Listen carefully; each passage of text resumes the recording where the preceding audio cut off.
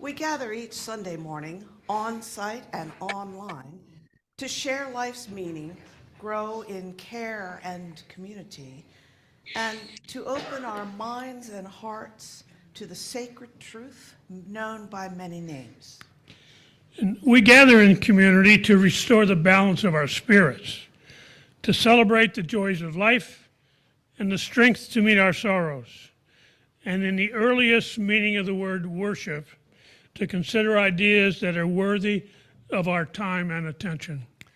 Unitarian Universalism is a religious tradition that values diversity and embraces the wisdom of all faiths.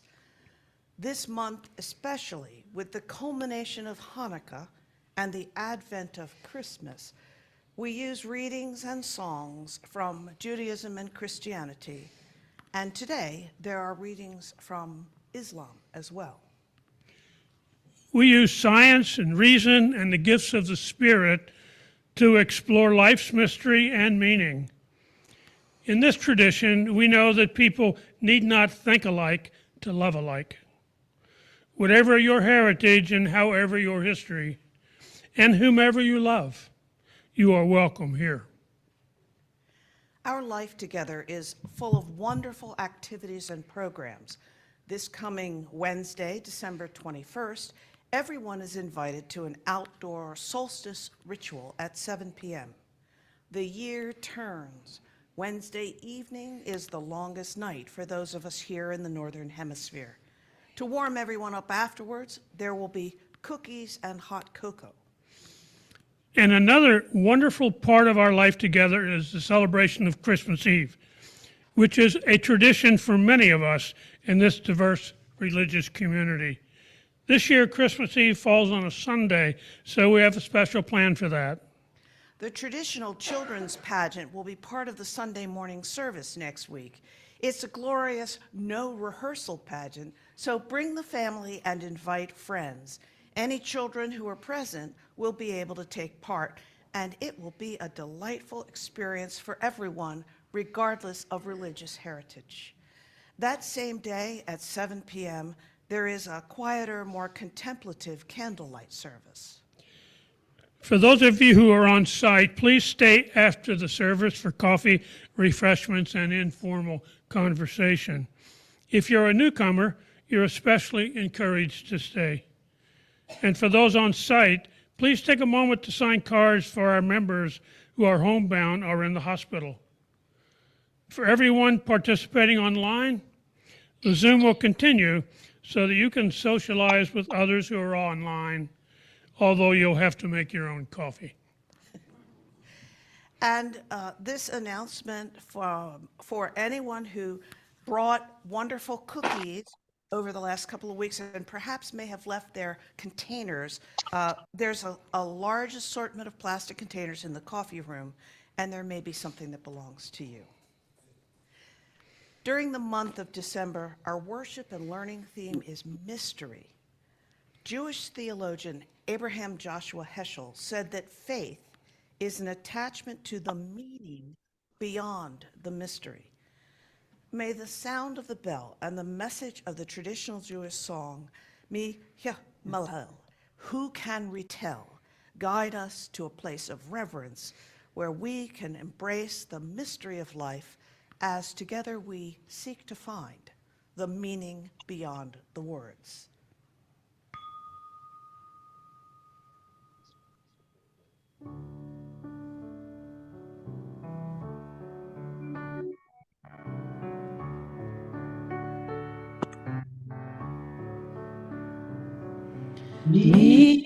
Malel guvrat Israel atam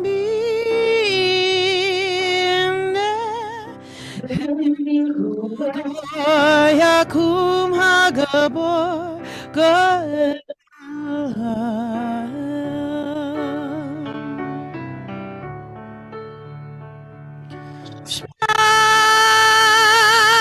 bayamin harem anhozel makabi moshu fulade yamanu kom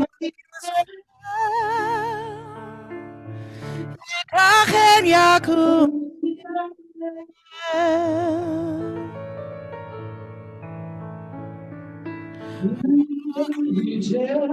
All the things that befell us, who can count them?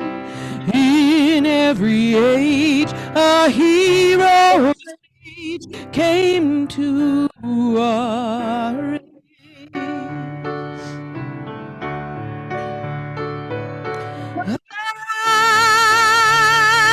At this time of year, in days of yore, Maccabees the temple did restore, and today our people, as we dreamed, will rise tonight.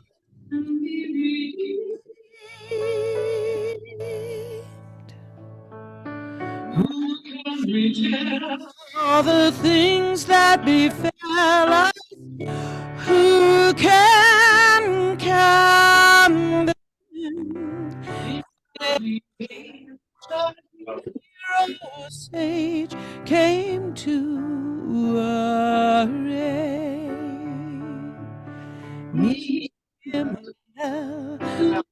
God Israel, From the room one.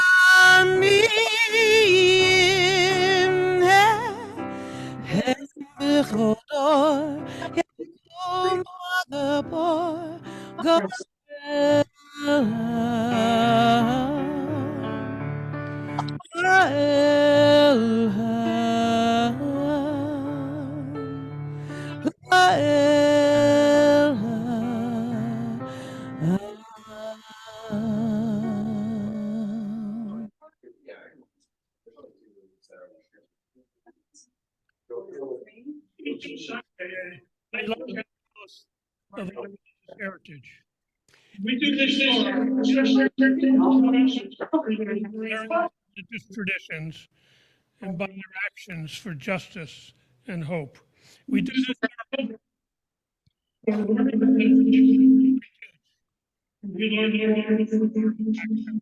in our words.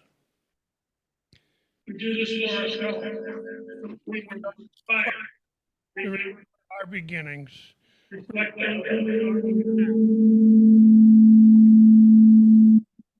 And spread our wings as we understand who we seek to become. All this singing one song.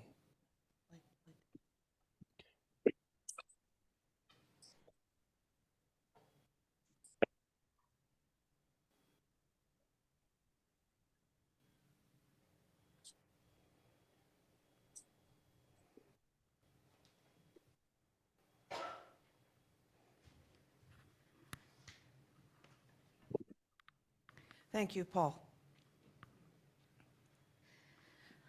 Our call to worship this morning is by the poet Rumi in the Sufi Muslim tradition. Every war and every conflict between human beings has happened because of some disagreement about names. It is such an unnecessary foolishness, because just beyond the arguing, there is a long table of companionship set and waiting for us to sit down. What is praised is one, so the praise is one too. Many jugs being poured into a huge basin. All religions, all this singing, one song. The differences are just illusion and vanity. Sunlight looks a little different on this wall than it does on that one, and a lot different on this other one, but still it is one light. And now let's rise in body or spirit and sing hymn number 225, O come, Emmanuel, which means the light within.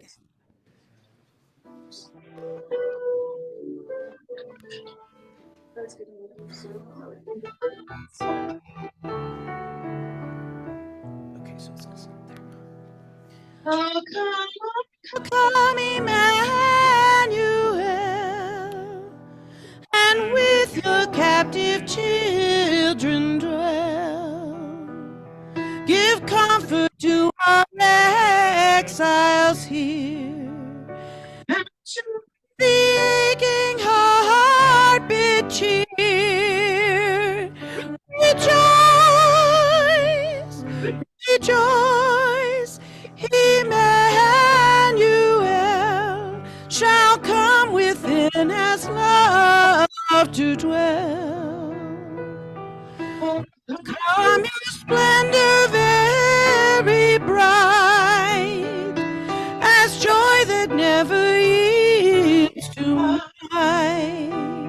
Oh, come and turn our hearts to peace, that greed and war at last shall cease. Rejoice, rejoice, Emmanuel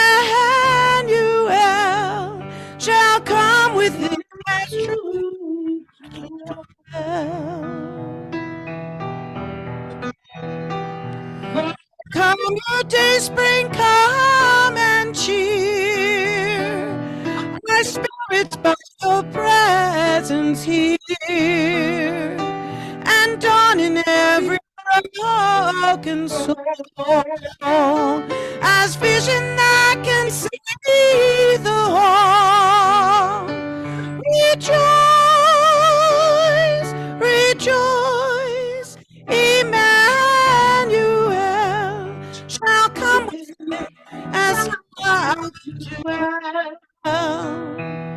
Oh, peace come on high, from depths that hide within a sigh, to temples with care, to render every act a prayer. Rejoice, rejoice, Emmanuel shall come within as hope to dwell.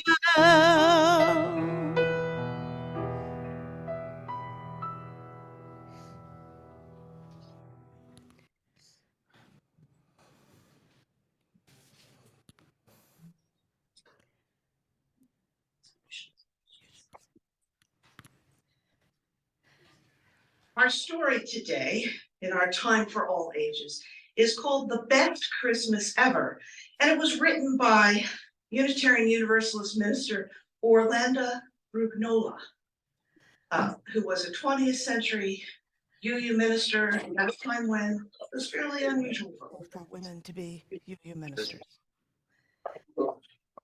He was an artist and Anti-racism activist who served in many of our Unitarian Universalist congregations. ending her career as affiliate minister at the Community Church of New York.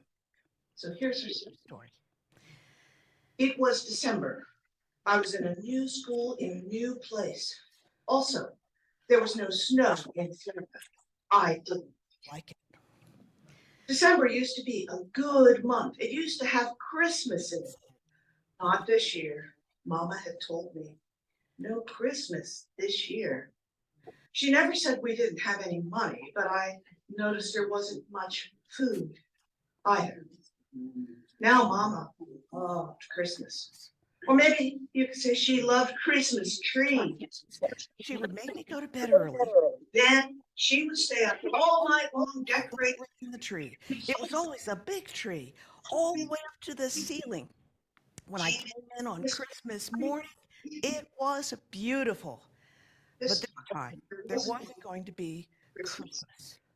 No tree, no decorations, no lights, and no presents. Mama was going to be very upset. Me too. I thought and thought, but I couldn't come up with any ideas. And then The week before Christmas, a small tree showed up in the room at school. We had it for the week before our school break. On the last day before the break, I got an idea. I waited until everyone else went to class and I asked Mrs. Clark what was going to happen to the tree over the break. Oh, we'll throw it out so it won't shed pine needles all over the floor. She turned away, but I didn't leave. Could I have the tree at the end of the day? She was very surprised, and I could see it. She didn't know what to say. Please, I added. All right, yes, you can have it. Just come right after your last class.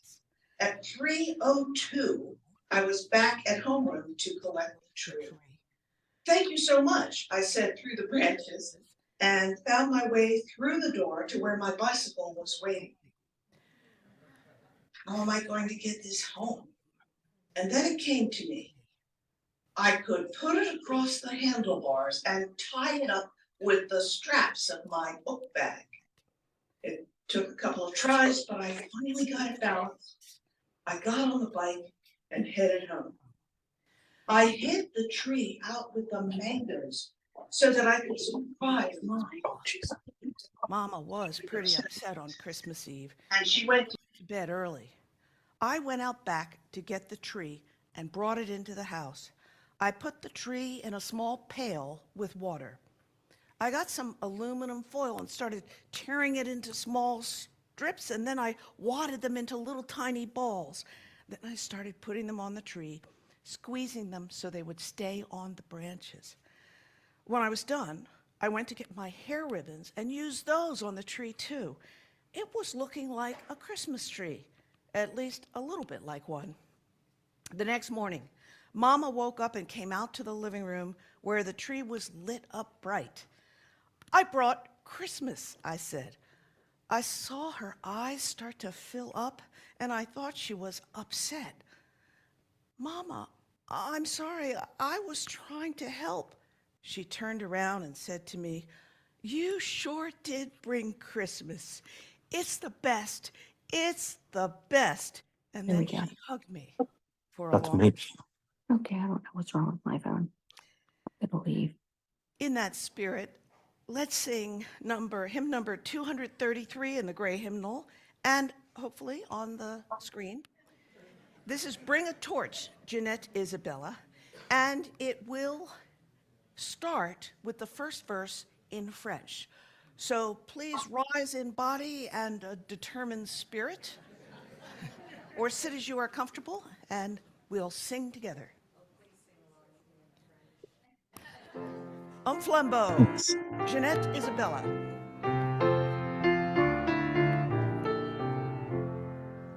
Un flambeau, Jeanette Isabella, un flambeau, Coronto Basso, c'est le Jesus bon Jean du Hameau, le Christ est né, Marie appelle, que la mère est belle, que l'enfant est beau. Bring a torch, Jeanette Isabella, bring a torch and quickly run. Christ is born, good folk of the village. Christ is born, and Mary's calling. Beautiful is the mother. Beautiful is her child. Come and see within the stable. Come and see the Holy One. Come and see the lovely Jesus. Brown his brow, his cheeks are rosy. Hush, hush, quietly now he slumbers. Hush, hush, quietly now he sleeps.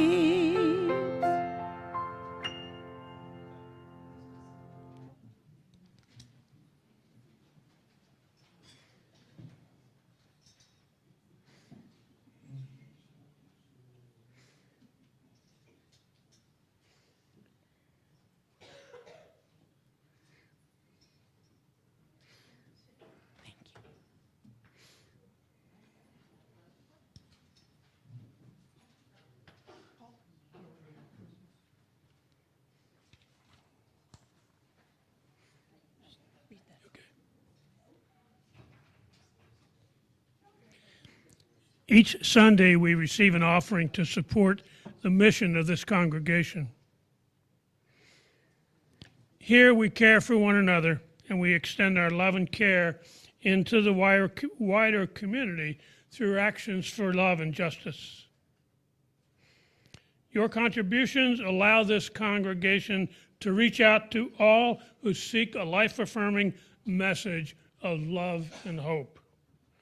If you're online, click the link in the Zoom chat to make a contribution. If you're on site, you may place a donation in the basket or use your device to find the link on uufhc.net or on the Fellowship Ask. It's no mystery.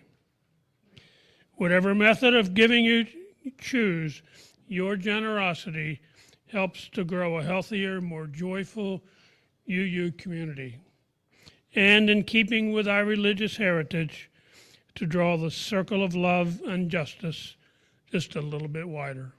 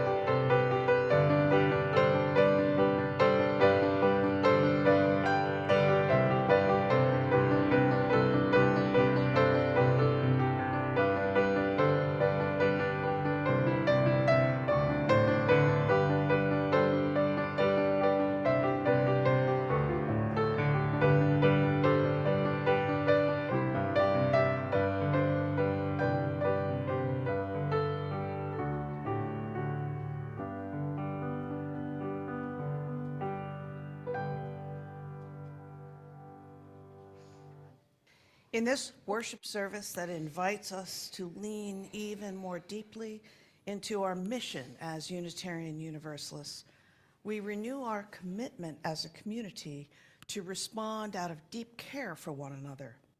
Now is the time to share briefly a joy, a sorrow, a gratitude, something you carry deeply within your heart this morning. And if you're on site in the sanctuary, please come to the front and speak into this microphone while Paul helps you with your candle. If you're on Zoom, put in chat the message you'd like to share, and Brenna will read it out as Paul lights a candle for you. A few gentle reminders: this isn't a time for announcements or politics. Please say your name, just the first name will do. Please share from your heart and from your own experience, and be mindful not to share anyone else's experience unless you have their express permission to share. Would anyone like to say something? And blessed be.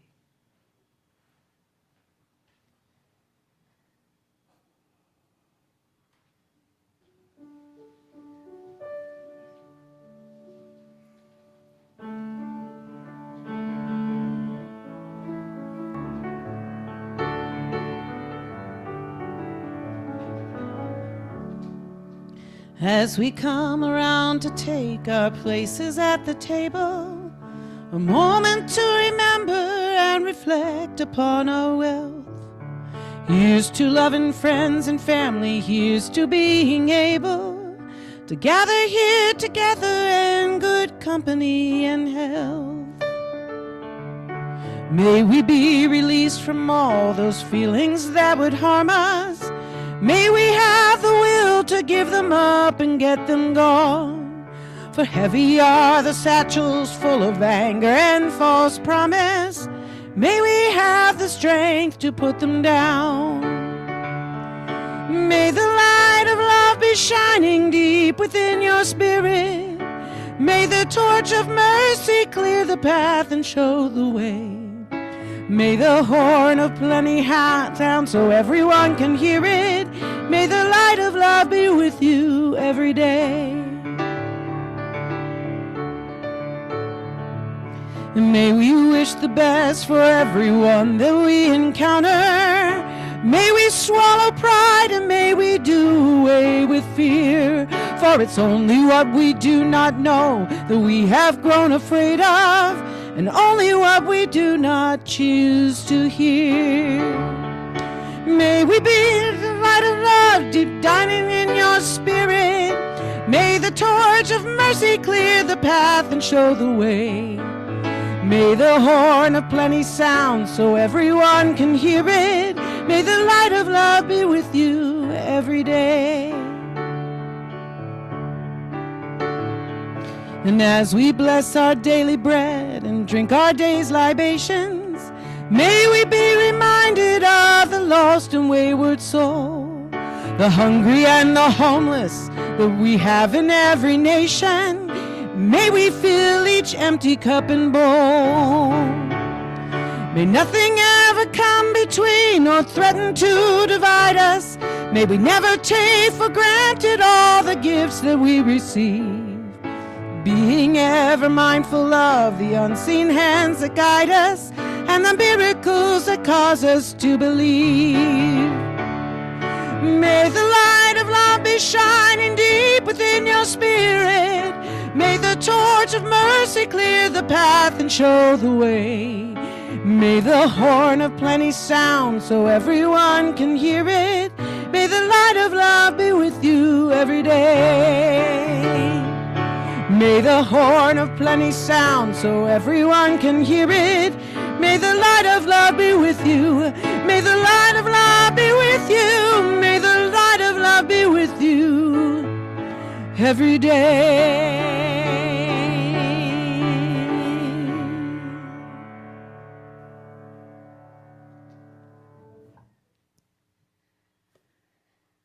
Next, we have a short reading from the Quran, Book 19, called the Book of Miriam. And the Quran uses the traditional Arabic Miriam in place of Mary, and rather than Jesus, the name Isa. Miriam brought the baby Isa to her people, and they said, "Oh, Mary, what have you done?" They did not expect this young unmarried woman to come home with a baby. Mary pointed to the babe as if to suggest that he might provide the answer to their astonished questions. Her people scoffed. "How can we talk to an infant in the cradle?" Baby Isa looked at them and spoke. He said quite clearly, "I am a servant of Allah who has made me a prophet." In the face of their astonished gasps, Isa told them, "Allah has made me blessed wherever I may be, and has enjoined on me prayer and charity as long as I live." Then the babe looked up at Miriam, whose eyes welled with tears of unceasing astonishment and love. Isa said, "Allah has made me kind to my mother and not overbearing or disobedient. May peace be upon me." Here ends the reading. May peace be upon us all.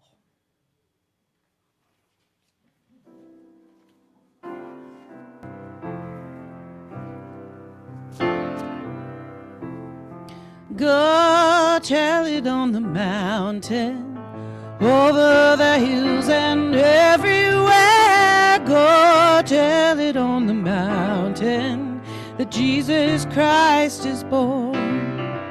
While shepherds kept the watching, or silent flocks by night, behold, throughout the heavens there shone a holy light.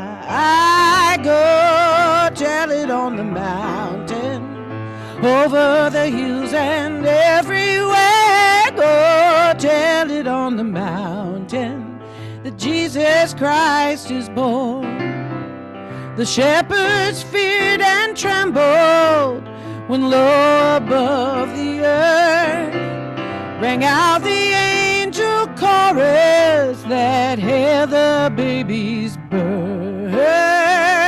Go tell it on the mountain, over the hills and everywhere. Go tell it on the mountain that Jesus Christ is born. Down in a lonely manger, the humble babe was born. And God sent us salvation that blessed Christmas morn.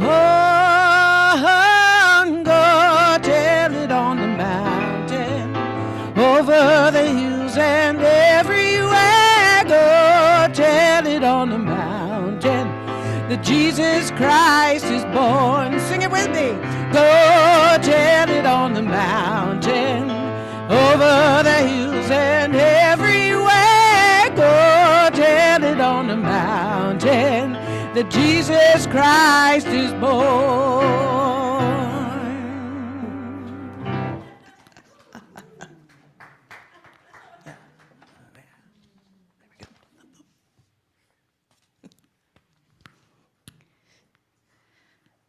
Our reading is Amazing Peace, an amazing poem by Maya Angelou. Thunder rumbles in the mountain passes, and lightning rattles the eaves of our houses. Flood waters await us in our avenues. Snow falls upon snow, falls upon snow, to avalanche over unprotected villages. The sky slips low and gray and threatening. We question ourselves, what have we done to so affront nature? We worry, God. Are you there? Are you there, really? Does the covenant you made with us still hold? Into this climate of fear and apprehension, Christmas enters, streaming lights of joy, ringing bells of hope, and singing carols of forgiveness high up in the bright air. The world is encouraged to come away from rancor. Come the way of friendship. It is the glad season. Thunder ebbs to silence, and lightning sleeps quietly in the corner. Flood waters recede into memory. Snow becomes a yielding cushion to aid us as we make our way to higher ground.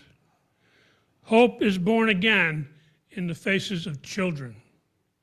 It rides on the shoulders of our aged as they walk into their sunsets. Hope spreads around the earth, brightening all things, even hate that crouches breeding in dark corridors. In our joy, we think we hear a whisper.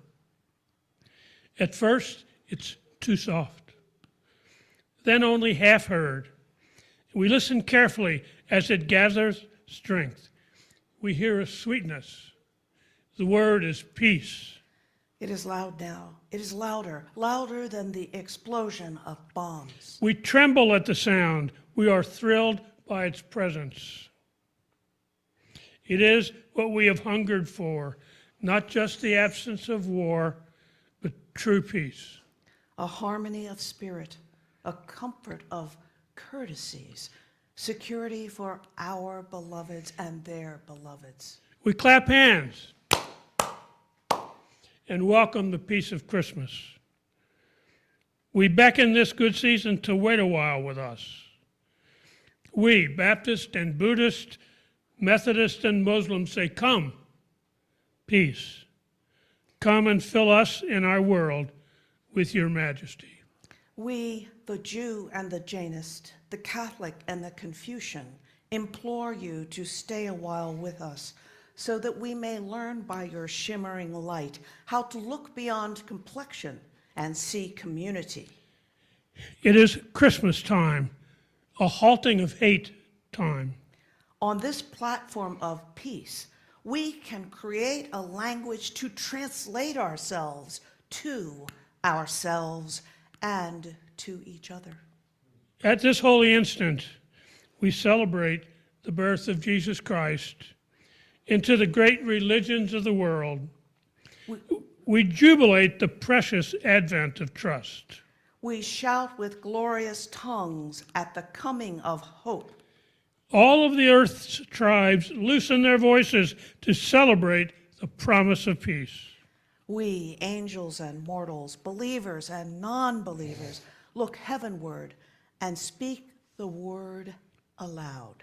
Peace. We look at our world and speak the word aloud. Peace. We look at each other, then into ourselves, and we say, without shyness or apology or hesitation, Peace, my brother. peace, my sister. Peace, my soul.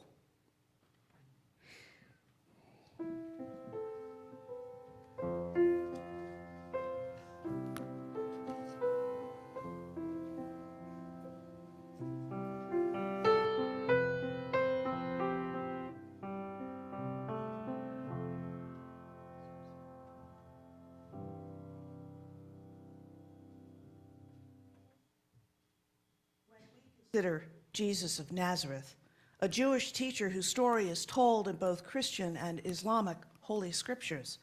It's difficult to turn back the pages of history 2,000 years and see the real man, the real Jesus.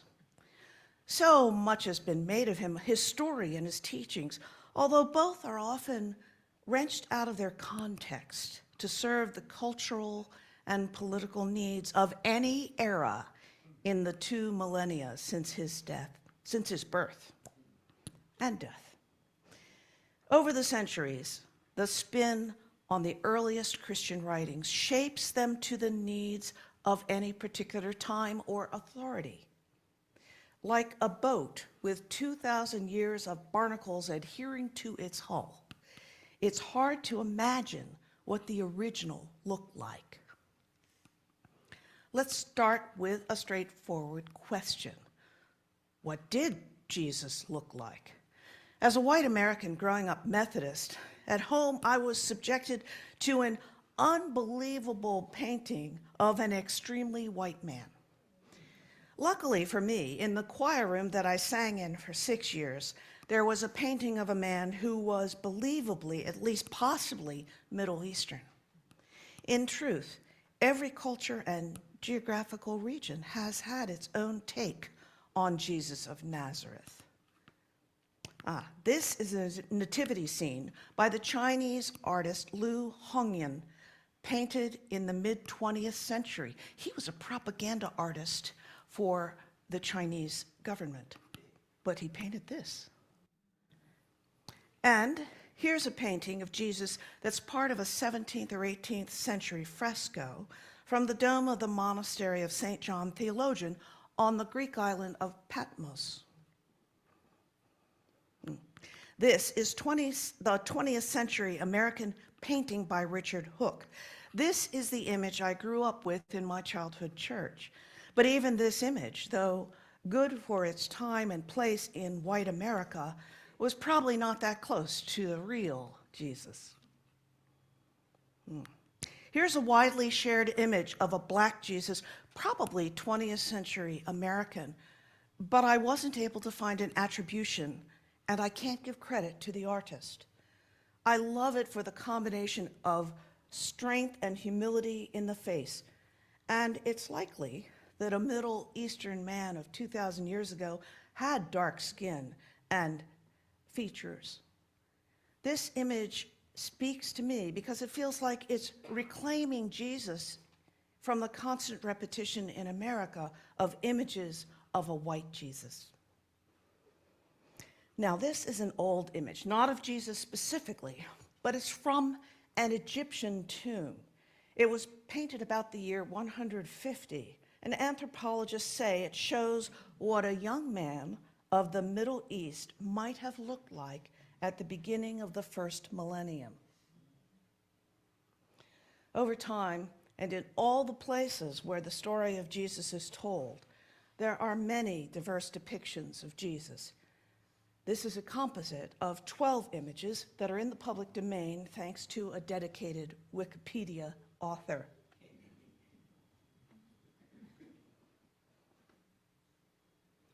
So, who was this man, Jesus of Nazareth, that people in so many places and times celebrate his birth?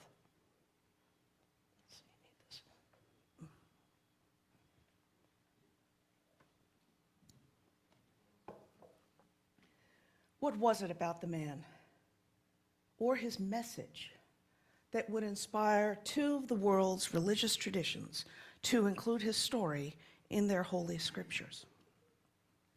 To the extent it's possible to know Jesus, Yeshua, in his native tongue of Aramaic, we do know that he was born, possibly, in a stable, grew up in a small town, most likely, and made a living as a carpenter, probably. He was Jewish, a member of a conquered people in a land controlled by the conquerors. After years of working with his hands, he set off as an itinerant rabbi to tell people to love each other. Some said he was a Messiah. Some called him King of the Jews. Some thought he would lead a revolution to free Judea from its oppression. In the earliest accounts, Jesus denied any kingly status. At his baptism, if he heard the voice of God saying, "My beloved Son," it sent him running into the wilderness for 40 days. Religious leaders thought he was a nuisance, one of many itinerant prophets in the Jewish tradition of wandering faith healers, though perhaps he was slightly more confounding to the religious hierarchy. Roman rulers regarded him as a Jewish zealot, probably harmless, but potentially the focal point of rebellion and insurgency. As the crowds around him grew larger and the approach of Passover aroused strong emotions, his noisy entrance into Jerusalem, "Hosanna, Hosanna," marked him according to the brutal Roman practice for arrest and execution. He didn't resist. He instructed his followers not to resist. He said, "Love your enemies." England's Prince Philip once pointed out that Jesus could be described as the underprivileged working class victim of political and religious persecution. Gandhi described Jesus as a man who was completely innocent, who offered himself as a sacrifice for the good of others, including his enemies. Mikhail Gorbachev called him the first socialist. Napoleon Bonaparte saw Jesus as an incredibly effective leader. He said, "Alexander, Caesar, Charlemagne, and I have founded empires. But on what do we rest the creation of our genius? Upon force. Jesus Christ founded his empire upon love, and at this hour millions of men would die for him." All of those descriptions might arguably be true, but I think that the Reverend Dr. Martin Luther King Jr. had it right. He said, Jesus Christ was an extremist for love, truth, and goodness. An extremist for love. If we look at what Jesus taught, the messages that have survived the most careful historical scrutiny, the teachings stripped of the barnacles of doctrine and dogma, we find simple, clear, radical love. You have heard that the law says, "Love your neighbor and hate your enemy." But I say, love your enemies. Pray for those who persecute you. If you love only those who love you, what reward is there for that? If you are kind only to your friends, how are you different from anyone else? And he said, do unto others what you would have them do to you. This is the essence of all that is taught in the law and the prophets. And at the end of the Good Samaritan story, after two men have passed by an injured stranger, and only the third, a Samaritan, stops to help, Jesus asked, which one acted as a neighbor? Go and do likewise. When Jesus talked about love, he didn't mean warm, fuzzy feelings. The love Jesus described is so immediate and so powerful that it's always linked to service, to action.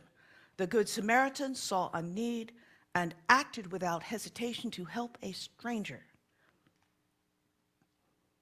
This sort of love, this radical compassion, turns conventional thinking on its head.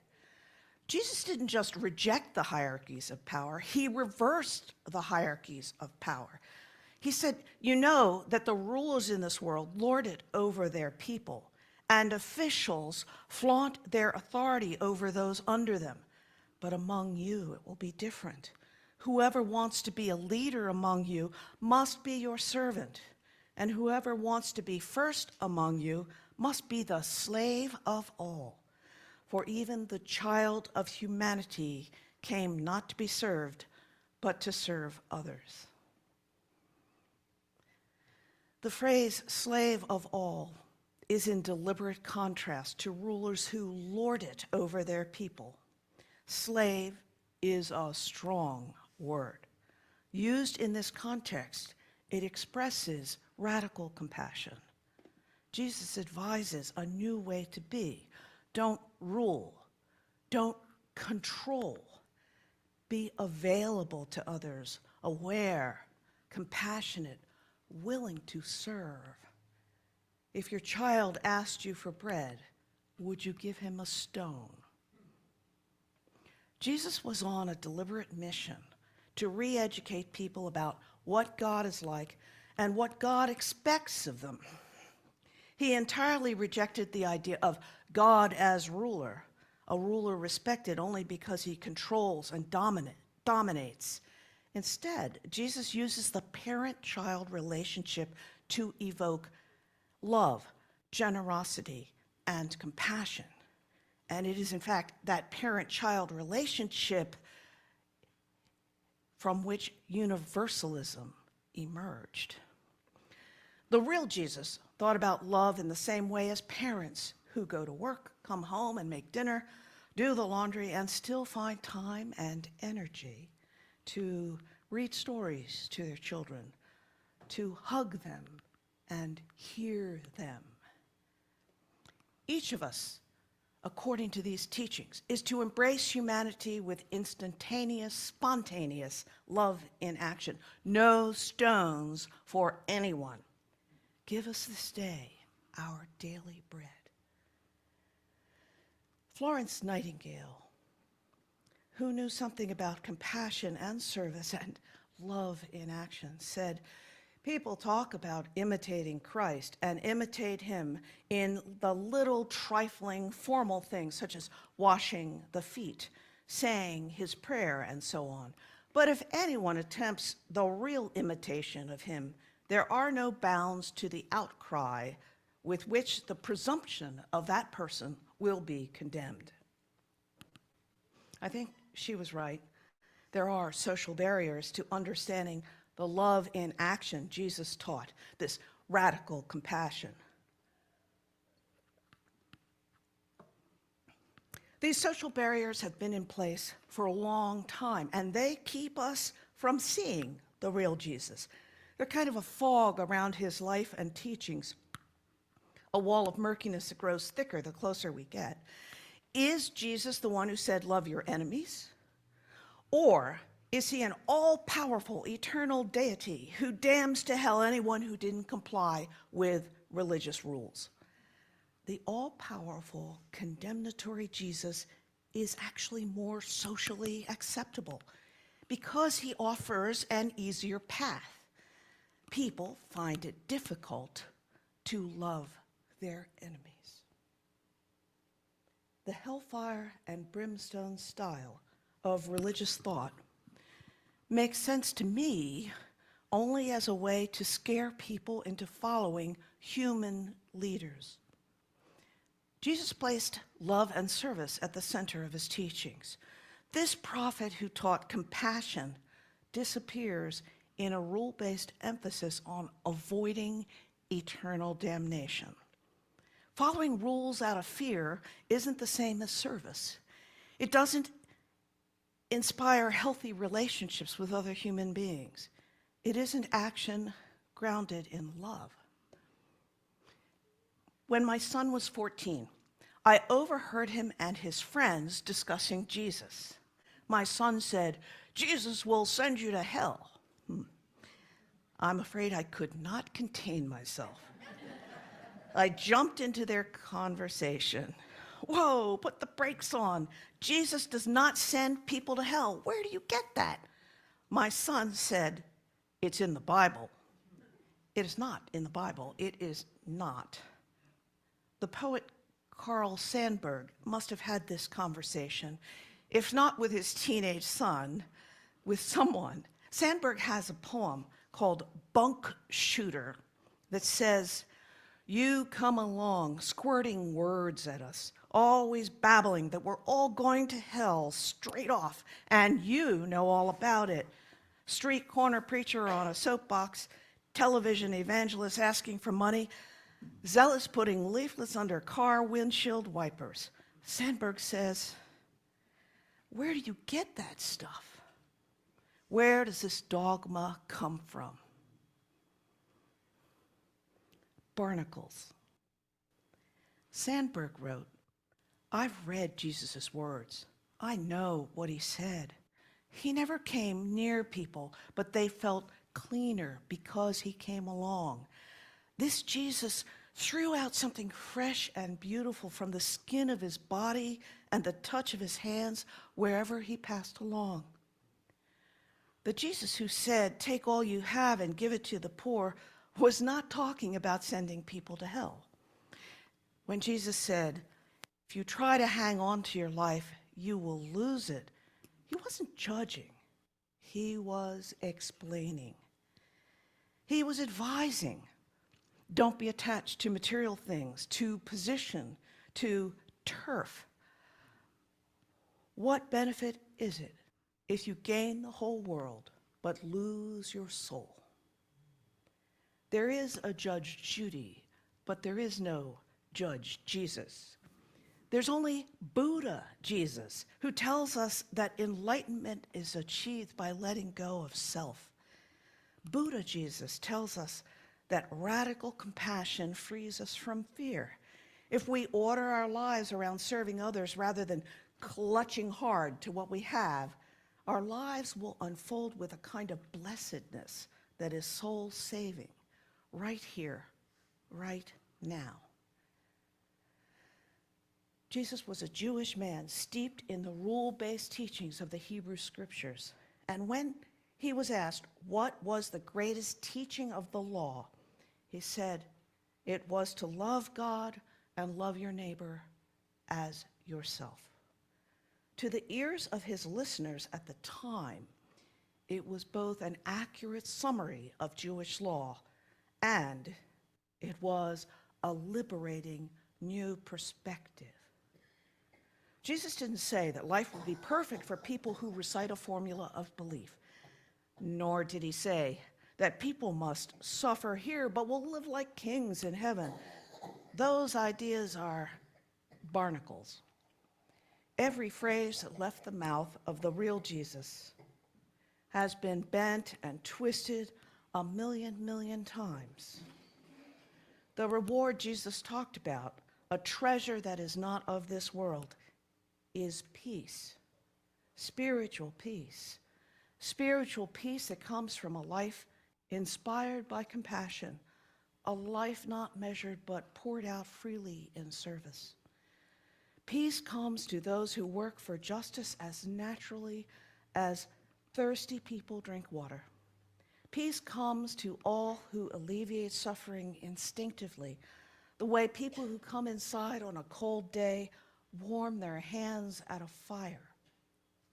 When a human being is living from a place of spiritual peace, when the human heart breathes love and compassion, many questions and decisions simply fall to the wayside. Compassion, love in action, inspires the right response. Rabbi, one of his disciples asked, how do we decide which beggars to give our money to? Jesus said, give to everyone. It's human to long for a better world, a peaceful world where people live in harmony with the earth and each other. The mystery of Jesus is a mystery only because 2,000 years of barnacles have disguised his profound message. this message. Love is powerful. Love is transformative. And it is a gift we can offer to everyone, even our enemies. And now let's rise in body or spirit as we sing together in the gray hymnal, People Look East. It's number 225. I suggest you do use a hymnal. There are more in the back. It's 226, actually. What? 226. 226. Yeah.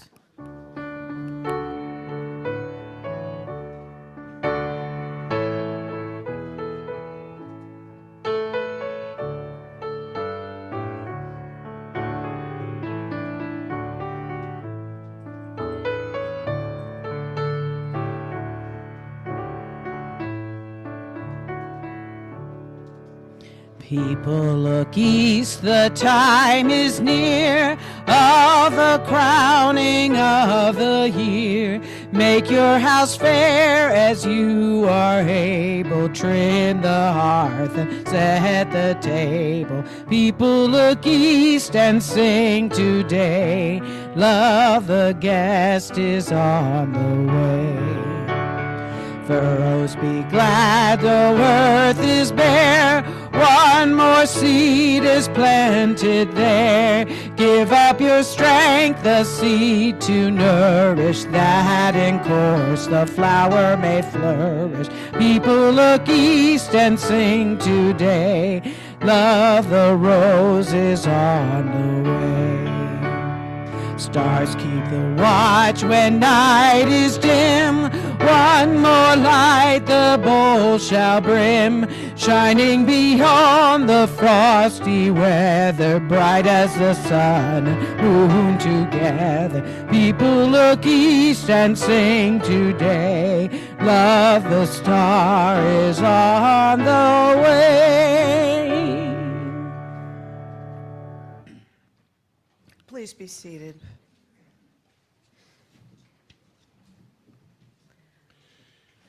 Our benediction today is from the work of Christmas by Howard Thurman. When the song of angels is stilled, when the star in the sky is gone, when the kings and princes are home, when the shepherds are back with their flock, the work of Christmas begins. To find the lost, to heal the broken, to feed the hungry, to release the prisoner, to rebuild the nations, to bring peace among the brothers and sisters, to make music in the heart. Now, Paul will extinguish the flame, but not the light of truth, the warmth of community, or the fire of commitment. These we carry in our hearts and out into all the world. May it be so.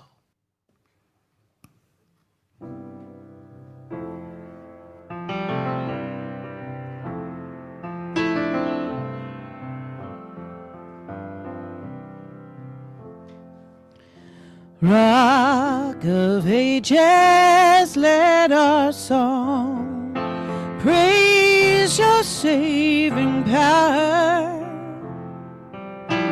You amidst the raging foe were our sheltering tower. Raging they assailed us, but your strength prevailed us, and your word broke their sword when our own strength failed us, and your word broke their sword when our own strength failed us.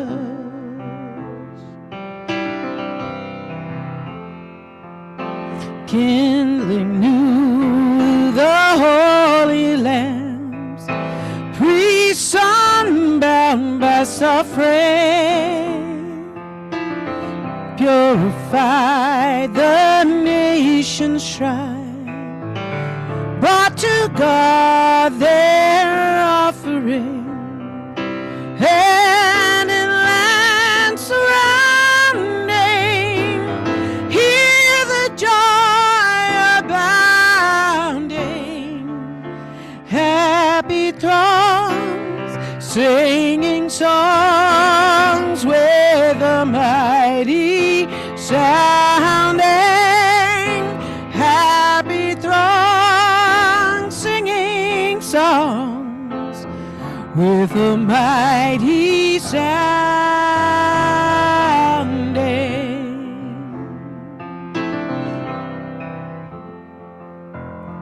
Children of the prophet's word, whether free or fettered,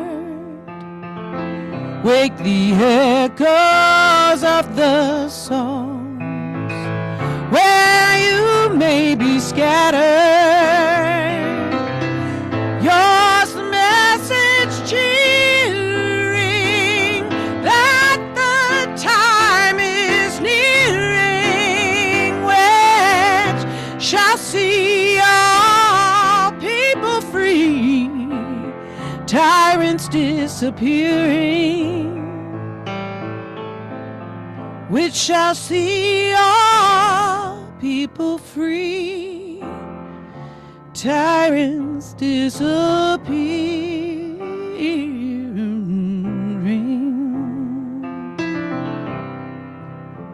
Rock of ages,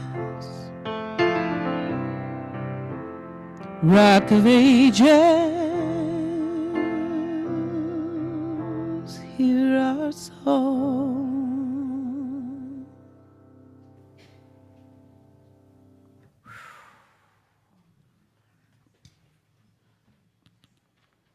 I am so grateful for Brenna's beautiful musicianship. Thank you. And everyone, remember to go around, out the back and around to get coffee. And there are cards for people who are homebound or in the hospital on the table, the welcome table out front. Please sign, we want as many signatures as possible. So, thank you all for being here today.